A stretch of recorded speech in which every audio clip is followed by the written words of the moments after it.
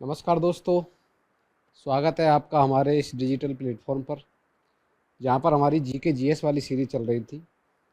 और जीके वाले पार्ट में हमने अब तक ज्योग्राफी की है, और ज्योग्राफी के लगभग 80-90% किए थे। और उसके बाद हम पिछले एक दिन से पॉलिटिकल साइंस के प्रश्न कर रहे हैं, और पॉलिटिकल साइंस के प्रश्न हमने कल 14-15% कल भी किए थे। अच्छे लेवल के प्रश्न थे, क्योंकि पॉलिटिकल साइंस में भाषा की समझ आप कितने अच्छे से समझ पाते हो। भाषा जो प्रश्नों की जो भाषा है, प्रश्नों की जो लैंग्वेज है, उसको आप कितने अच्छे से समझ पाते हो, वो बहुत डिपेंड करता है, कम से कम पॉलिटिकल साइंस में। ठीक है, इसी प्रकार के प्रश्न हमको यहाँ देखने को मिल रहे थे। उसी में चर्चा करते हुए हम आगे बढ़ते हैं। और आज आपके सामने आज पहला प्रश्न है। भारतीय संविधान के अनुसार भारतीय मूल के किसी व्यक्ति को भारतीय नागरिक के रूप में पंजीकरण के लिए पात्र होने हेतु न्यूनतम निवास अवधि कितनी होनी चाहिए? कि भारतीय संविधान के अनुसार भारतीय मूल का कोई व्यक्ति है, और भारतीय नागरिक के रूप में अगर वो पंजीकरण करना के लिए पात्र, रजिस्ट्रेशन के लिए जो पात्रता होती है, वो न्यूनतम निवास, उसमें एक अलग से पैरा है, उसकी अवधि कितनी है? इस प्रकार का ये प्रश्न है। तो आपके सामने जो विकल्प है, 5 वर्ष, 10 वर्ष, 2 वर्ष या 7 वर्ष। मतलब कम से कम वो 5 वर्ष से रह रहा हो, कम से कम वो 10 वर्ष से रह रहा हो भारत में, कम से कम 2 वर्ष से रह रहा हो, या फिर कम से कम 7 वर्ष से रह रहा हो। इस प्रकार का ये प्रश्न है। जवाब दीजिए, क्या इसका जवाब होगा? भारतीय संविधान के अनुसार भारतीय मूल के निवासी किसी व्यक्ति को भारतीय नागरिक के रूप में पंजीकरण के लिए पात्र हेतु न्यूनतम निवास अवधि, इसका जो जवाब होगा वो होगा आपका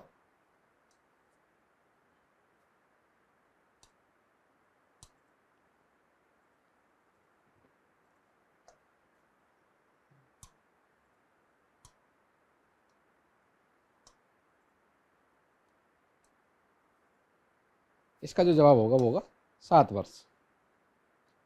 7 वर्ष कम से कम उसकी निवास अवधि हो। ठीक है,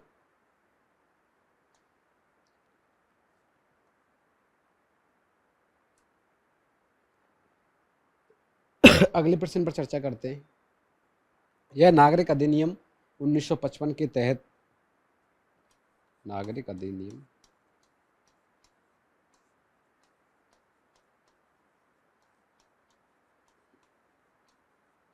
1955, नागरिक अधिनियम 1955 के तहत ये प्रावधान किया गया था। ठीक है, पूछ सकता है कि अधिनियम भी पूछ लेता है। काफ़ी बार ये ऐसे प्रश्न देखने को मिलते हैं, प्रश्न की लैंग्वेज ये दे देगा और अधिनियम पूछ लेगा आपसे। ठीक है, अगले प्रश्न पर बात करते हैं। भारतीय संविधान की प्रस्तावना में न्याय, सामाजिक, आर्थिक और राजनीतिक, न्याय भी किस प्रकार का, सामाजिक, आर्थिक और राजनीतिक का विचार किस संविधान से लिया गया था? मतलब किस देश के संविधान से यह विचार लिया गया था? जो न्याय का जो प्रस्तावना में जो न्याय का जो सिद्धांत है, वो न्याय, सामाजिक न्याय, आर्थिक न्याय और राजनीतिक न्याय, ये सिद्धांत किस देश के संविधान से लिया गया था? आपके सामने जो विकल्प है, रूस, फ्रांस, अमेरिका और जापान, 4 देशों के नाम आपके सामने हैं। इनमें से किस देश से? देखो, भारतीय संविधान का निर्माण विभिन्न देशों के संविधान से ही हुआ है। काफ़ी सारी चीज़ें अन्य देशों से ली गई हैं। अब यहाँ जो प्रश्न पूछा गया है वो प्रस्तावना से संबंधित है, और प्रस्तावना में जो न्याय का जो सिद्धांत था, वो चाहे सामाजिक न्याय हो, चाहे वो आर्थिक न्याय हो, चाहे वो राजनीतिक न्याय हो, वो किस देश से लिया गया है?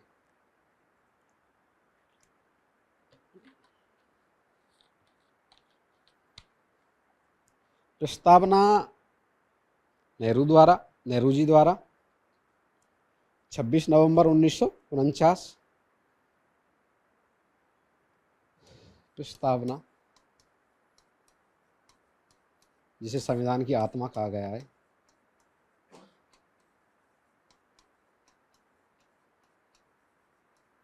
सर्वप्रथम इस पर चर्चा जो की थी जवाहरलाल नेहरू ने।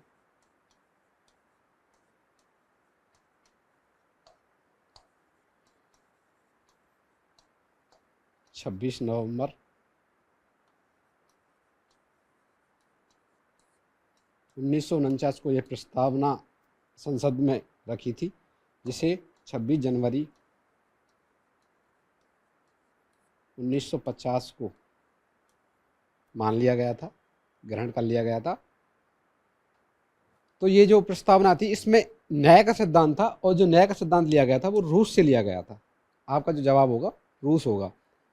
ठीक है, भारतीय संविधान में प्रस्तावना में जो न्याय का जो सिद्धांत था, वो चाहे न्याय सामाजिक था, चाहे वो आर्थिक था, चाहे वो राजनीतिक न्याय था, वो सिद्धांत रूस के संविधान से लिया गया था।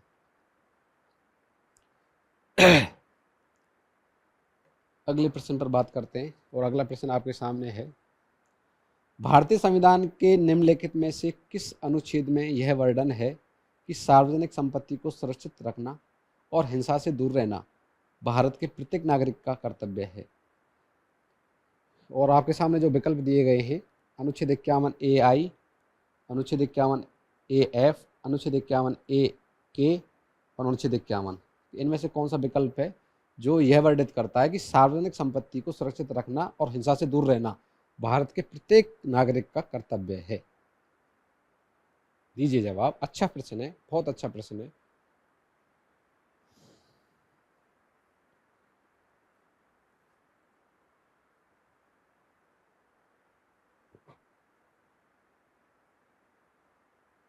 इसका जो जवाब होगा अनुच्छेद 51A(I) आई है ये। ठीक है, इस पर चर्चा करते हैं थोड़ी सी डिटेल में। प्रश्न अच्छा है इसलिए कि भारतीय संविधान के अनुच्छेद 51A के तहत 11 मौलिक कर्तव्य दिए गए हैं। ये जो 11 मौलिक कर्तव्य थे, ये हमारे संविधान के मूल में नहीं थे, अर्थात जब संविधान बना था तब ये नहीं थे 11 मौलिक कर्तव्य। इन्हें बाद में जोड़ा गया, और बाद में 42वें संविधान संशोधन के तहत 1976 में जोड़ा गया था इनको। 42वां संविधान संशोधन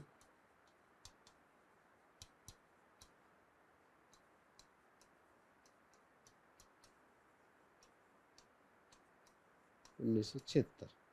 ठीक है, इसके तहत इनको जोड़ा गया था, ये मूल में नहीं थे। कौन कौन से हमारे मौलिक कर्तव्य हैं उन पर चर्चा कर लेते हैं। पहला कर्तव्य है संविधान और उसके लक्ष्यों और संस्थाओं के साथ साथ राष्ट्रीय ध्वज और गान को बनाए रखना। राष्ट्रीय ध्वज और गान, जो हमारा राष्ट्रीय गान है, उसका सम्मान करना। दूसरा है उन महान आदर्शों को सम्मान करें, उन्हें कायम रखें जिन्होंने देश की स्वतंत्रता की लड़ाई जो देश की स्वतंत्रता की लड़ाई को प्रेरित किया था, उन आदर्शों का सम्मान किया जाए। तीसरी बात थी भारत की संप्रभुता, एकता और अखंडता को बनाए रखें, उसकी रक्षा करें। यहाँ संप्रभुता, एकता और अखंडता की बात की गई थी। चौथा जो मौलिक कर्तव्य था, देश की रक्षा करें और आहन होने पर राष्ट्रीय सेवा प्रदान करें, कि देश की रक्षा करें। अगर आहन किया जाता है, ऐसी कोई इमरजेंसी होती है, तो राष्ट्रीय सेवा प्रदान करें। पांचवी जो बात थी, धार्मिक, भाषाई या क्षेत्रीय या वर्गीय मतभेदों के बावजूद, चाहे हम में भारतीय जनता के बीच में आपस में धार्मिक मतभेद हों, चाहे भाषाई मतभेद हों, चाहे क्षेत्रीय मतभेद हों या वर्गीय मतभेद हों, सभी भारतीयों के बीच एकता और साझा भाईचारे की भावना को बढ़ावा देना। इस प्रकार की भावना को बढ़ावा दिया जाए कि उनके बीच एकता और भाईचारे का भाव बढ़े। महिलाओं की गरिमा को ठेस पहुंचाने वाले व्यवहार को अस्वीकार करना। इसी में ये 2 पॉइंट हैं। मैं आपको इसलिए बता रहा हूँ कि जो 11 मौलिक कर्तव्य हैं, 11 के 11 हमको रटने पड़ेंगे, और 11 के 11 हमको क्रम से रटने पड़ेंगे। और जो पिछला जो प्रश्न था वो इसी तरीके से पूछा गया था। ठीक है, ये 5 हो गए, आगे बात करते हैं। 6 हो गए हैं, सॉरी, जो लास्ट वाला था ये 6, इधर महिलाओं वाला 6 था। महिलाओं की गरिमा को ठेस पहुंचाने वाले व्यवहार को अस्वीकार करना। अगला है जीवित प्राणियों के प्रति दया रखें, वनों, झीलों, नदियों, वन्य जीवन सहित प्राकृतिक पर्यावरण की रक्षा करें, उसका संवर्धन करें। जीवित प्राणियों के प्रति दया रखें, वनों, झीलों और नदियों और वन्य जीवन सहित प्राकृतिक पर्यावरण की रक्षा करें। इस प्रकार की ये 7वीं बात हो गई। और 8वां था वैज्ञानिक स्वभाव, मानवतावाद तथा अन्वेषण एवं सुधार की भावना विकसित करें। वैज्ञानिक स्वभाव, मानवतावाद तथा अन्वेषण एवं सुधार की भावना विकसित करना। 9वीं जो मौलिक कर्तव्य था सार्वजनिक संपत्ति की रक्षा करना, अहिंसा से दूर रहना।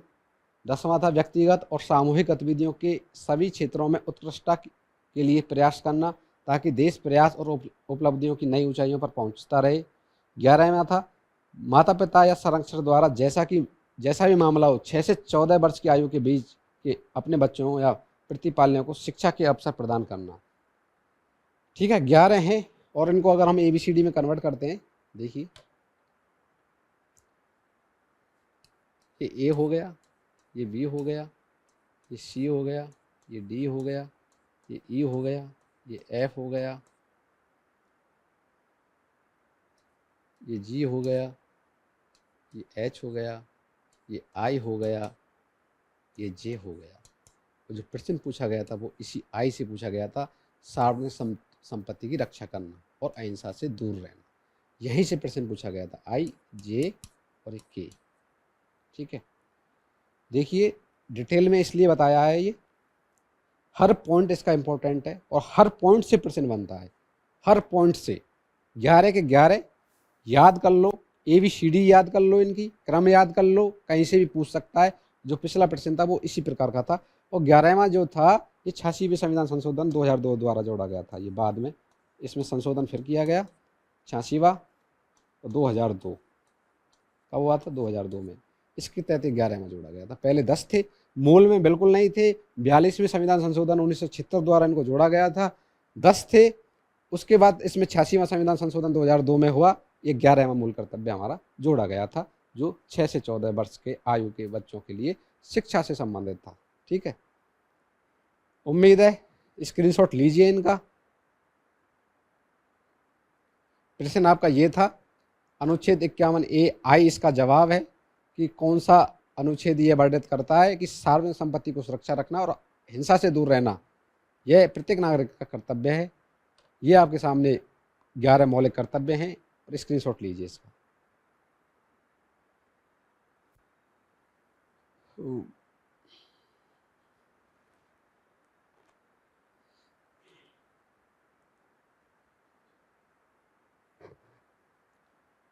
छह यहाँ पर हैं, 5 अगली स्लाइड पर।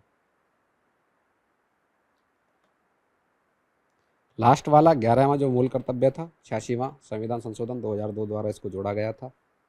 इंपॉर्टेंट है, यहाँ से भी प्रश्न बनता है।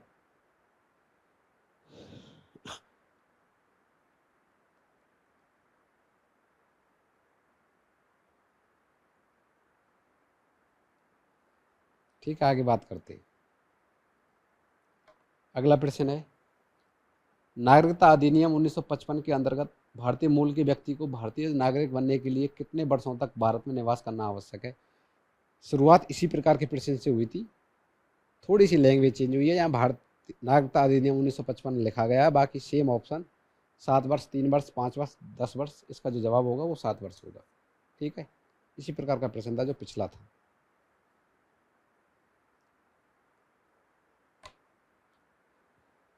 अगला प्रश्न है आपके सामने, भारतीय संविधान के किस अनुच्छेद के अंतर्गत भारत के राष्ट्रपति द्वारा लोक सेवा आयोग के सदस्यों को हटाया जा सकता है। कि राष्ट्रपति द्वारा लोक सेवा आयोग के सदस्यों को किस अनुच्छेद के अंतर्गत हटाया जा सकता है, इस प्रकार का ये प्रश्न पूछा गया है। और अनुच्छेद जो दिए गए हैं आपके सामने 318, 317, 315 और 314।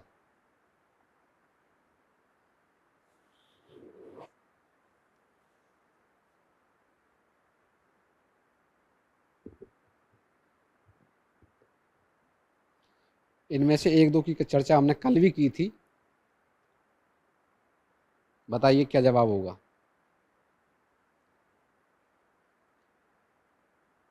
इसका जो जवाब होगा 317 होगा,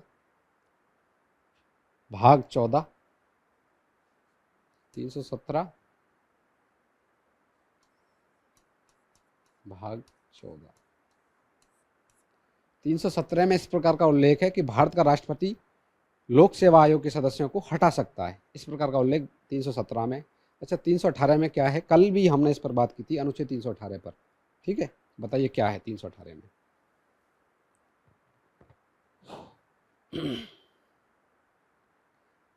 318 पर हमने कल चर्चा की थी, कल भी बताया था। 318 जो संबंधित है वो कर्मचारियों की सेवा शर्तों से संबंधित है, लोक सेवा आयोग के कर्मचारियों की सेवा शर्तों से संबंधित है। कर्मचारियों की सेवा शर्त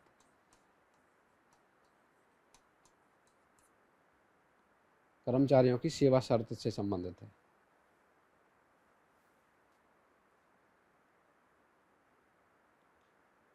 अच्छा, 315 भी दिया गया है, 314 भी दिया गया है। अगर थोड़ी सी बात इन पर भी कर लेते हैं, 317 तो बता दिया, 318 भी बता दिया।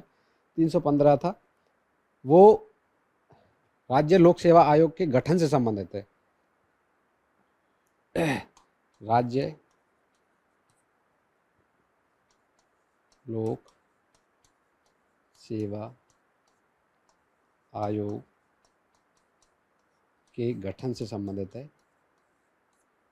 315।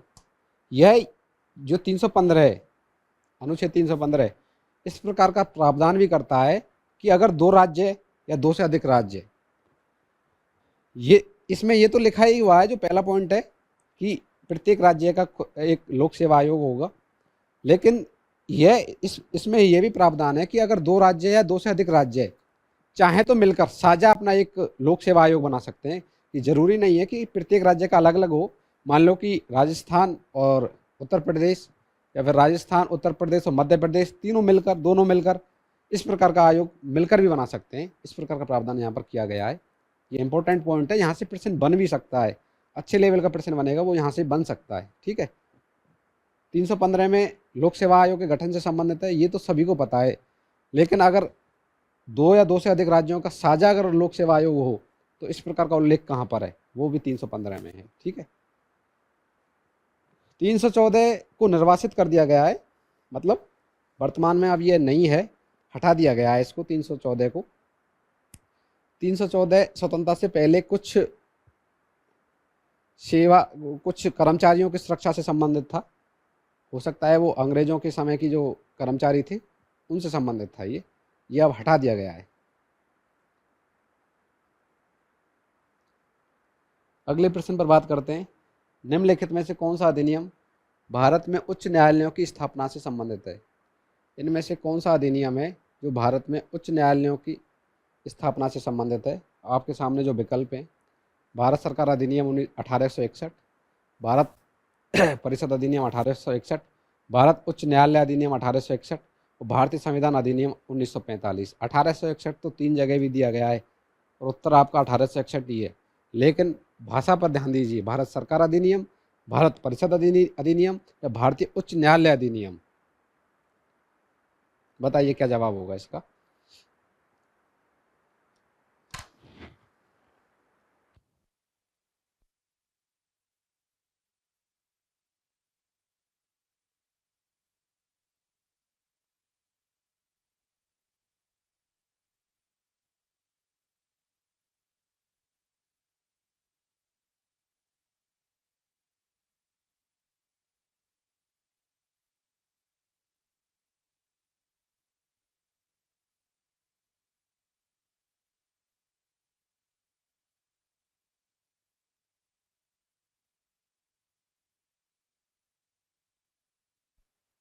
बताइए क्या जवाब होगा इसका, कि किस अधिनियम के अंतर्गत भारत में उच्च न्यायालयों की स्थापना की गई? सीधा सीधा सा प्रश्न ये था भारतीय उच्च न्यायालय अधिनियम 1861। सी इसका जवाब होगा। और ये जो अधिनियम उस समय जो बना था, ये ब्रिटिश संसद में पारित हुआ था। ब्रिटिश संसद में इसको पारित किया गया था, क्योंकि उस समय भारतीय उपमहाद्वीप उन्हीं के गुलाम था, अंग्रेजों के गुलाम था, पूरा उनका अधिकार क्षेत्र था। तो उस समय ये बनाया गया था 1861 में, और ये 1857 की क्रांति के बाद इस प्रकार का विचार किया गया था, या पूरे देश में 1857 की जो क्रांति हुई थी उसके बाद ये ब्रिटिश संसद ने विचार किया था कि ज़रूरत है अब इस प्रकार का प्रावधान किया जाए। तो 3 न्यायालय बनाए गए थे। प्रश्न वहाँ से भी बनता है। एक प्रश्न तो आपका ये हो गया, और ये ब्रिटिश संसद में पारित हुआ था। तीसरी बात जो है, तो उस समय 3 न्यायालय बनाए गए थे, वो कौन से 3 न्यायालय थे, इसके बारे में बात करते हैं। बताइए कौन कौन से थे, 3 उच्च न्यायालय कौन कौन से बनाए गए थे?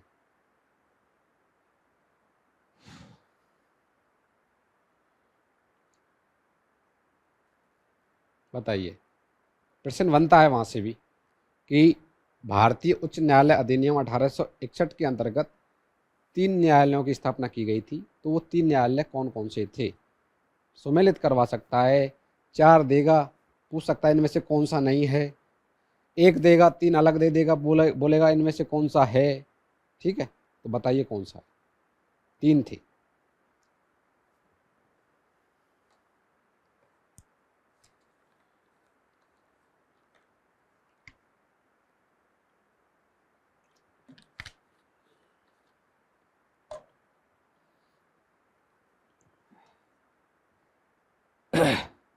कलकत्ता,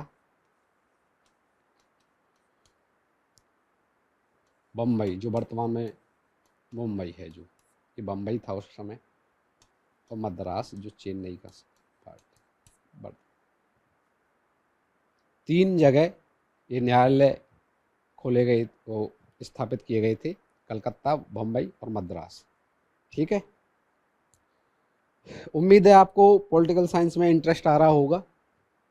हालांकि लोगों को ये बोरिंग सब्जेक्ट लगता है, क्योंकि थोड़ा सा डिटेल में और डीपली प्रश्न पूछे जाते हैं, लेकिन कोशिश यही की जा रही है कि आपको आनंद आए, 4 बातें आपको अच्छी सीखने को मिलें जो आने वाले एग्जाम में फ़ायदेमंद हो। ठीक है, अगला प्रश्न है, सर्वोच्च न्यायालय के निम्नलिखित में से किस न्यायाधीश को पदच्युत करने के लिए सर्वप्रथम प्रस्ताव लाया गया था? आपके सामने जो विकल्प हैं, माननीय न्यायमूर्ति श्री जितेंद्र वीर गुप्ता, माननीय न्यायमूर्ति श्री M.N. पुंछी, माननीय न्यायमूर्ति श्री रामास्वामी, माननीय न्यायमूर्ति श्री शांति स्वरूप दीवान। आपने सुना होगा, अगर पदच्युत से आपके समझ में नहीं आया गया, पद मतलब किसी पद पर जो बैठे हो, च्युत मतलब अलग करना, पदच्युत उनको अलग करना। लेकिन महाभियोग आपने पढ़ा होगा, तो महाभियोग ही है ये। ठीक है, किसके खिलाफ सर्वप्रथम लाया गया था? प्रश्न ये पूछा गया है कि सर्वोच्च न्यायालय के किस न्यायाधीश के खिलाफ सर्वप्रथम महाभियोग लाया गया था? बताइए इसका क्या जवाब होगा?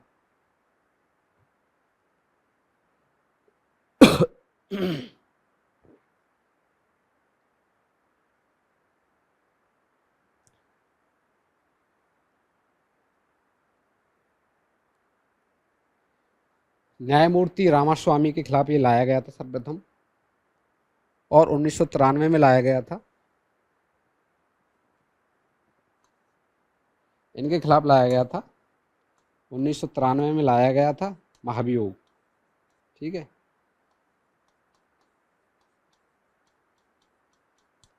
लोकसभा में लाया गया था, इसको लोकसभा के पटल पर रखा गया था, और ये बहुमत सिद्ध नहीं हो पाया था, मतलब बहुमत सिद्ध नहीं, 2/3 का बहुमत जरूरी था, तो इसलिए ये पद से नहीं हटे, महाभियोग फेल हो गया था।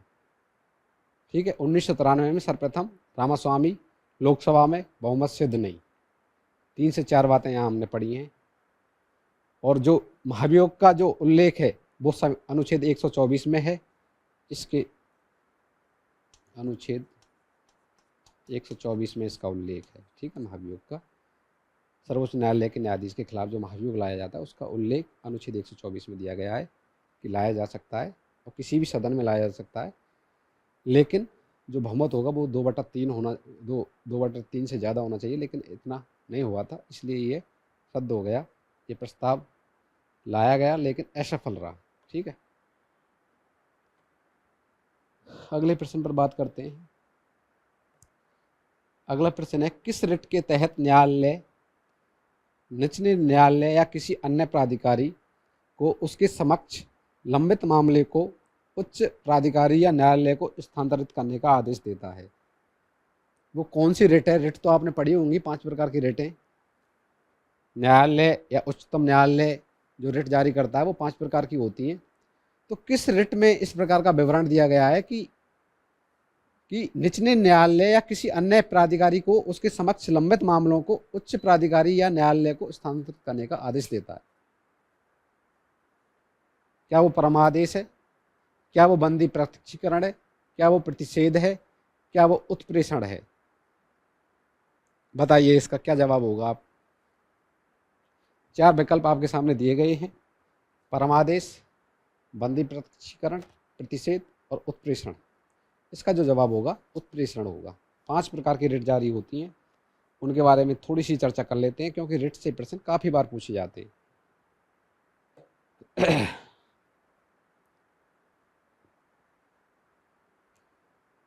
रिट सर्वोच्च न्यायालय अनुच्छेद 32 के तहत, अनुच्छेद 32 के तहत तो सर्वोच्च न्यायालय, और उच्च न्यायालय अनुच्छेद 226। समझ में आ गया होगा। सर्वोच्च न्यायालय मतलब उच्चतम न्यायालय, सुप्रीम कोर्ट, और उच्च न्यायालय जिसे जो प्रत्येक राज्य का होता है, ठीक है।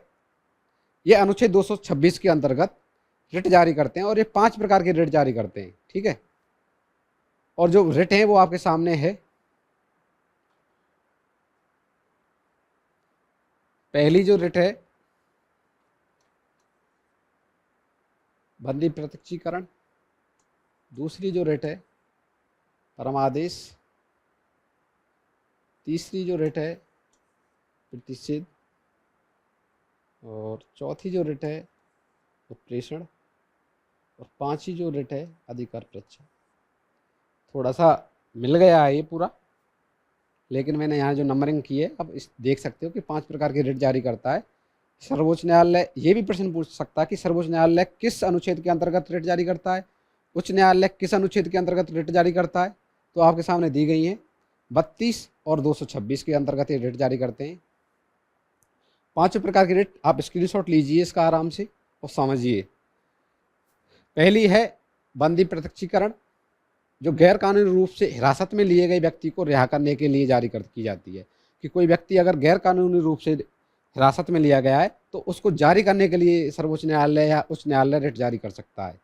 दूसरी है परमादेश, सार्वजनिक अधिकारियों, संस्थाओं, सरकार या निचली अदालतों को उनके कर्तव्यों का पालन करने का आदेश देने के लिए जारी की जाती है। मतलब परम आदेश, परम मतलब उच्च, और आदेश मतलब समझते होंगे आप, उच्च आदेश हो गया ये।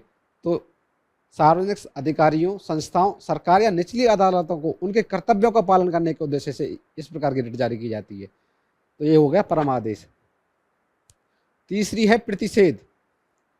प्रतिषेध में है उच्चतर न्यायालय द्वारा निचली न्यायालयों को, उच्चतर न्यायालय जितने भी हैं वो अपनी जो निचली न्यायालय हैं उनको उसके अधिकार क्षेत्र का अतिक्रमण करने से रोकने के लिए जारी की जाती है। कि अगर कोई निम्नतम न्यायालय है और वो अतिक्रमण कर रहा है तो उच्च न्यायालय उस प्रकार की रिट जारी कर सकता है।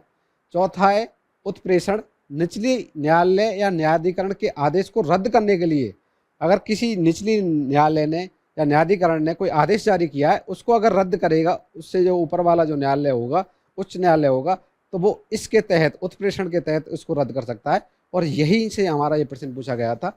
और 5वीं जो प्रकार की जो रिट है वो है अधिकार परीक्षा, किसी व्यक्ति के सार्वजनिक पद के दावे की वैधता की जांच करने के लिए की जा सकती है। परीक्षा मतलब होता है पूछना, जानकारी लेना, तो ये उसी से संबंधित है। अधिकार परीक्षा किसी व्यक्ति के सार्वजनिक पद के दावे की वैधता को जांच करने के लिए जारी की जाती है। 5 प्रकार के रेटें हैं आपके सामने और 5 प्रकार के रेटों से प्रश्न बनते हैं और पूरा सार है इन 10 पंक्तियों में। स्क्रीनशॉट लीजिए इसका और आराम से इनको पढ़िए। लैंग्वेज पर ध्यान दीजिए, इसकी क्या लैंग्वेज है, और लैंग्वेज से ही इसमें से प्रश्न बनता है। रिट को जो 5 प्रकार की जो रिट जारी होती है वो सर्वोच्च न्यायालय अनुच्छेद 32 के तहत और उच्च न्यायालय अनुच्छेद 226 के तहत जो जारी करता है।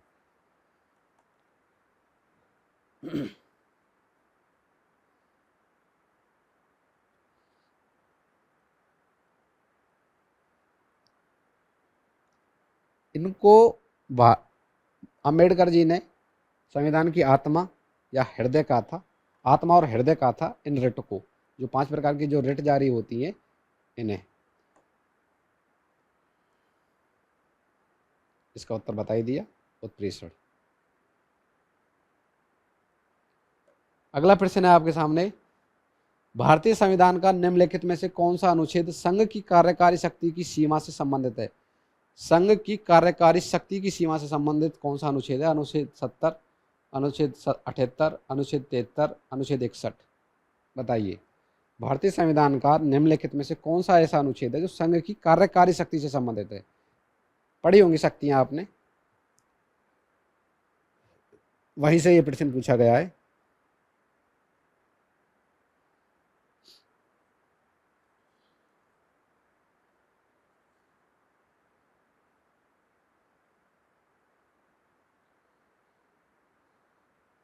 इसका जो जवाब होगा वो होगा अनुच्छेद 73C, इसका जवाब होगा। ठीक है, अगले प्रश्न पर बात करते हैं। अगला प्रश्न आपके सामने है, भारतीय नागरिकता अधिनियम 1955 में नागरिकता खोने में, देखो नागरिकता से 3 प्रश्न हमको यहाँ देखने को मिले हैं, तो इसको आप आराम से पढ़िए। नागरिकता अधिनियम 1955 को आराम से पढ़िए। ये नागरिकता से संबंधित है, सिटीजनशिप से संबंधित हैं, और ये काफ़ी चर्चा में रहा है पिछले 3 से 4 साल में। ठीक है, तो वहाँ से प्रश्न बनने की संभावना आगे भी है। तो यहाँ प्रश्न जो पूछा गया है वो अब तक तो ये था कि भाई वो भारतीय मूल का जो सिटीजनशिप लेना चाहता है वो कम से कम कितने वर्ष भारत में रह रहा हो, तो वो था 7 वर्ष। यहाँ जो प्रश्न पूछा गया है वो नागरिकता खोने के निम्नलिखित में से कितने तरीके निर्धारित किए गए हैं। जो सिटीजनशिप जो विड्रॉ होगी, ख़त्म होगी, जो भारत की जो सिटीजनशिप जो ख़त्म होगी किसी नागरिक की, उसके कितने प्रकार के तरीके यहाँ बताए गए हैं, उस प्रकार की यहाँ बात की गई है कि 5, 4, 3, 2। ठीक है, दीजिए जवाब इसका।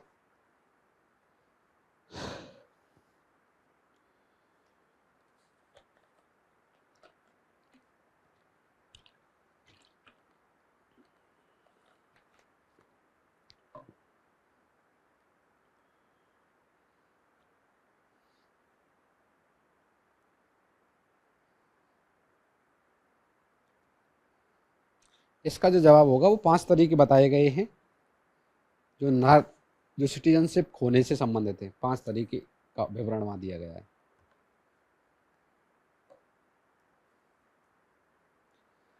अगला प्रश्न है आपके सामने, भारतीय संविधान के अनुसार निम्नलिखित में से किस राज्य के राज्यपाल का मुख्य सहायक या सलाहकार माना जाता है? किसे किसे राज्य के राज्यपाल का मुख्य सहायक या सलाहकार माना जाता है?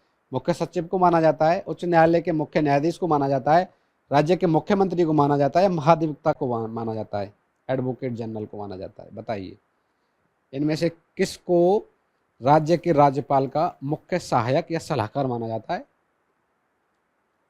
पूरा प्रश्न लैंग्वेज पर है। भाषा आपके समझ में आ गई तो आप आराम से इसका जवाब दे सकते हो। अगर आपने रटाई होगा कि अनुच्छेद फलाने में ये लिखा है बस, अनुच्छेद फलाना इससे संबंधित है बस, तो नहीं दे पाओगे जवाब। अगर आपने थोड़ी सी भाषा पढ़ी होगी उसकी कि अनुच्छेद में लिखा क्या क्या गया है, तो आप इसका जवाब दे सकते हो। बताइए क्या जवाब होगा इसका?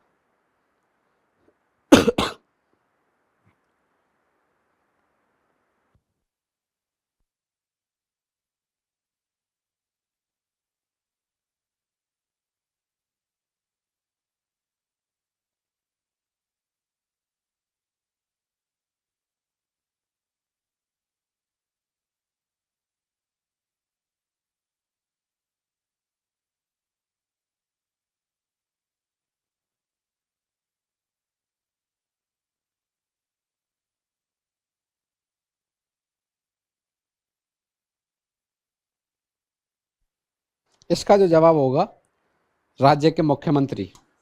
इसका जवाब होगा कि राज्य का मुख्यमंत्री राज्यपाल का मुख्य सहायक या सलाहकार होगा, और इसका उल्लेख, मुख्यमंत्री का उल्लेख अनुच्छेद 164 से 167 तक देखने को मिलता है। राज्य के मुख्यमंत्री की नियुक्ति कौन करता है? एक प्रश्न ये भी बन जाए, बताओ कौन करता है? राज्य के मुख्यमंत्री की नियुक्ति राज्यपाल करता है, और अन्य मंत्रियों की नियुक्ति कौन करता है? एक प्रश्न ये भी बनता है। अन्य मंत्रियों की नियुक्ति भी राज्यपाल करता है, लेकिन मुख्यमंत्री की सलाह पर। ठीक है, प्रश्न इस प्रकार का बन सकता है कि राज्य के अन्य मुख्यमंत्रियों की नियुक्ति राज्यपाल किसकी सलाह पर करता है, और ऑप्शन आपके सामने इसी प्रकार के रख दिए जाएं, 4 के 4। ठीक है, इस तरीके के प्रश्न देखने को मिलते हैं। उम्मीद है आपकी समझ में आया होगा। बढ़ते हैं अगले प्रश्न पर। अगला प्रश्न आपके सामने है कि निम्नलिखित में से कौन सा कथन गलत है? कथन आपके सामने दिए गए, इनमें से कौन सा कथन गलत है बताइए। कि मंत्रिपरिषद के सभी सदस्य राष्ट्रपति के प्रसाद पर्यंत पद धारण करते हैं। जो मंत्रिपरिषद के जितने भी सदस्य होते हैं, क्या वो राष्ट्रपति के प्रसाद पर्यंत पद धारण करते हैं। अनुच्छेद 76 में प्रधानमंत्री की अध्यक्षता में मंत्रिपरिषद का प्रावधान है कि अनुच्छेद जो 76 है वो प्रधानमंत्री की अध्यक्षता में मंत्रिपरिषद का प्रावधान है, इस प्रकार का उल्लेख मिलता है। अनुच्छेद 77 के अनुसार भारत के सभी कार्यपालक या कार्य राष्ट्रपति के नाम पर निष्पादित किए जाएंगे, क्या इस प्रकार का उल्लेख है। और अनुच्छेद 74 के अनुसार राष्ट्रपति केवल मंत्रिपरिषद की सलाह पर कार्य करेगा, इस प्रकार का उल्लेख है। तो इनमें से 3 तो बात सही है और एक गलत है, तो वो गलत कौन सी है वही हमको बताना है।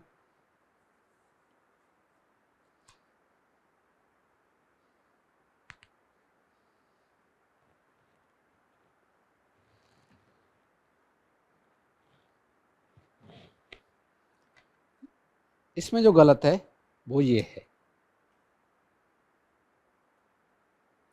अनुच्छेद 76 इससे संबंधित नहीं है, प्रधानमंत्री की अध्यक्षता में मंत्रिपरिषद के प्रावधान से संबंधित नहीं है, यह महान्यायवादी से जुड़ा है।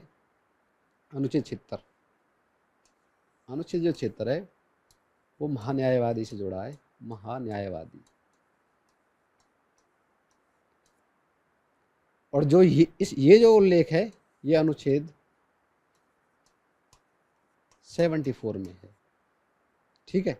अनुच्छेद 74 में ऐसा लिखा हो गया है कि प्रधानमंत्री की अध्यक्षता में मंत्रिपरिषद का प्रावधान है, अनुच्छेद 74 में है। और अनुच्छेद 76 में है वो महान्यायवादी का उल्लेख है, यही इसमें गलत था। बाकी सभी बातें यहाँ सही हैं कि मंत्रिपरिषद के सभी सदस्य जो वो राष्ट्रपति के प्रसाद पर पद धारण करते हैं।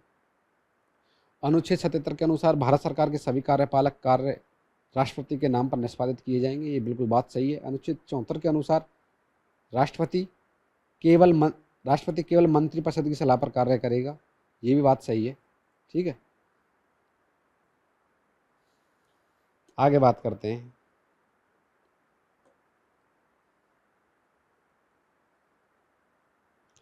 अगला जो प्रश्न है आपके सामने, निम्नलिखित में से किस मामले में निजता के अधिकार को भारत के संविधान में मौलिक अधिकार के रूप में स्थापित किया। बहुत अच्छा प्रश्न है और निजता का अधिकार काफ़ी चर्चा में पिछले 5 साल में बहुत चर्चा में रहा है।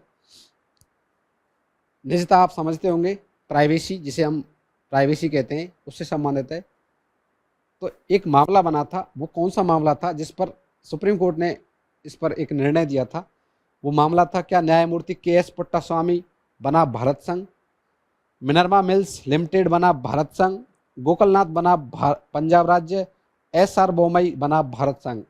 ये जितने भी यहाँ 4 नाम दिए गए हैं, इनसे प्रश्न पूछे ही जाते हैं, इनके बारे में ज़रूर पढ़ लें, डिटेल में पढ़ लें, यहाँ से प्रश्न पूछे ही जाते हैं, ठीक है। ये पॉइंट वो हैं जहाँ से परीक्षाओं में प्रश्न पूछे जाते हैं, और पिछले प्रश्नों को करने का फ़ायदा आपको यही होता है कि आपके समझ में आता है कि कौन सा विवाद हमको पढ़ना चाहिए, क्योंकि विवाद तो बहुत सारे हैं लेकिन प्रश्न कहाँ से बने हैं, इस प्रकार की बातें हमको पिछले प्रश्नों को करने के बाद ही मालूम चलती है। तो 4 यहाँ बात दिए गए हैं और चारों बात आपके सामने हैं। बताइए इसका क्या जवाब था, क्या जवाब होगा। जो निजता का जो मामला था उसके खिलाफ, उसके संदर्भ में सुप्रीम कोर्ट ने डिसीजन दिया था, तो वो कौन सा था।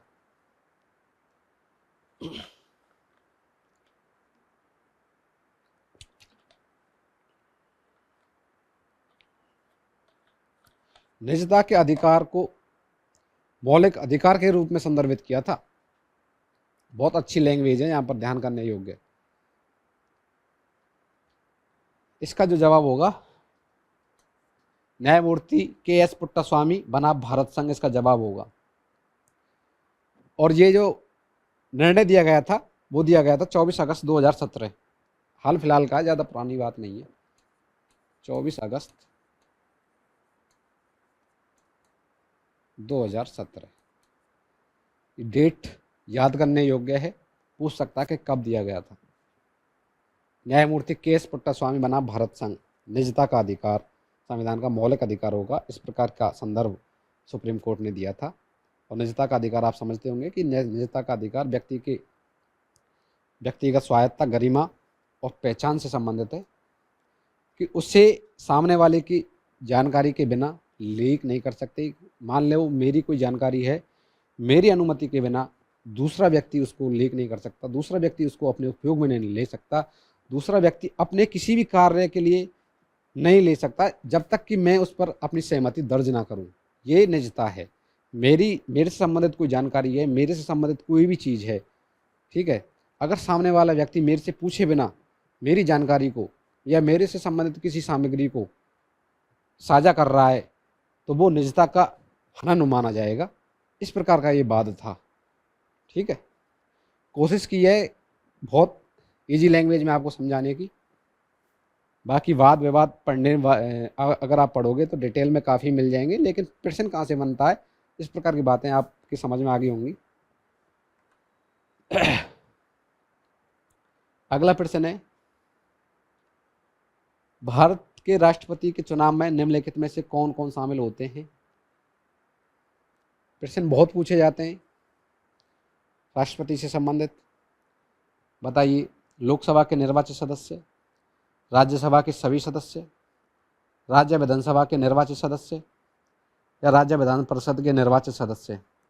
और जो आपके सामने जो कोट दिया गया, केवल 1 और 3, 1, 2, 3 और 4, केवल 1 और 2 और केवल 1, 2 और 3, 1 और 3, 1, 2, 3, 1 और 4, वो 1, 2, 3, 1 और 2 और 1, 2, 3, 4, चारों चारों।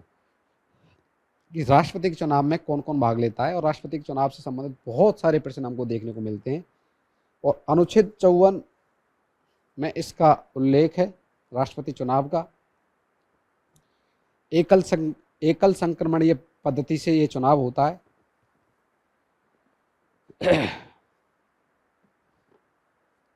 अनुच्छेद 54 में इसका उल्लेख है, एकल संक्रमणीय पद्धति।